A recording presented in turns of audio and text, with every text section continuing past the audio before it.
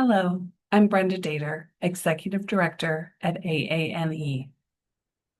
My daughter has given me permission to share a glimpse into her daily life surrounding eating.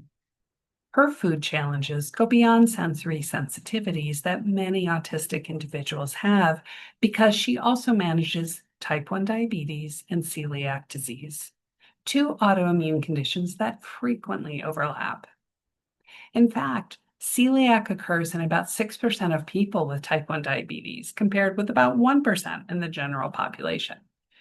Research also shows that autistic people are more likely to experience co-occurring conditions, including diabetes and gastrointestinal disorders.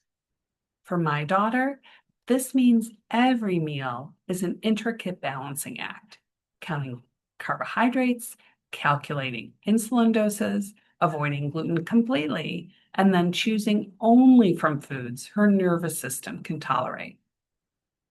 To manage all of this, she has taught herself to cook from scratch. That way, she has more control over ingredients, textures, and safety.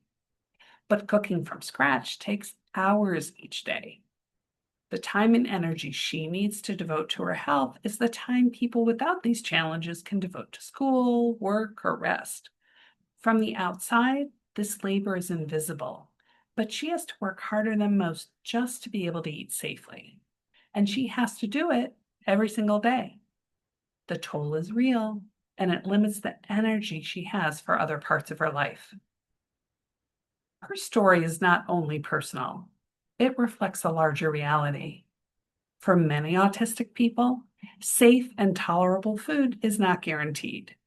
It requires extra time, energy, money, and access that schools, healthcare systems, and workplaces rarely account for. But understand that while this is certainly a challenge and to some degree connected to her being autistic, my daughter's autism is also integral to how she perceives and interacts with the world around her. It shapes her deep curiosity, her sense of justice, and the way she recognizes patterns that others overlook, especially in history, one of her greatest passions. That's why it's so painful to hear political leaders recently describe autism as a quote, horror show, unquote, and rush to judgment about its quote, cause, unquote. This dehumanizing attitude focuses solely on the challenges, many of which could actually be better managed by increased understanding and support, and paints the entirety of autism as a quote, tragedy, unquote, and something to fear. I cannot imagine separating who my daughter is from her autism.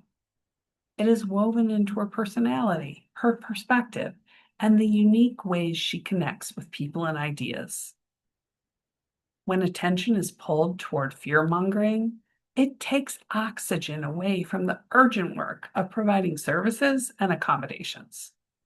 Every autistic person in the world deserves the support they need and to be valued for who they are.